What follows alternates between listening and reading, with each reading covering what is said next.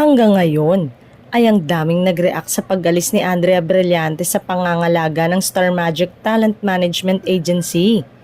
Anila, bakit daw lumayas ang young actress sa poder ng kapamilya? Hinuhusgahan pala nila si Blythe sa umano'y parang walang utang na loob.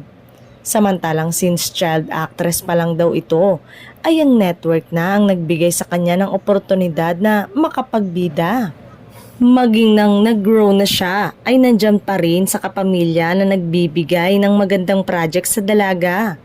Pero ayon sa source, maayos naman daw na nagpaalam si Andrea at hindi nagsunog ng tulay.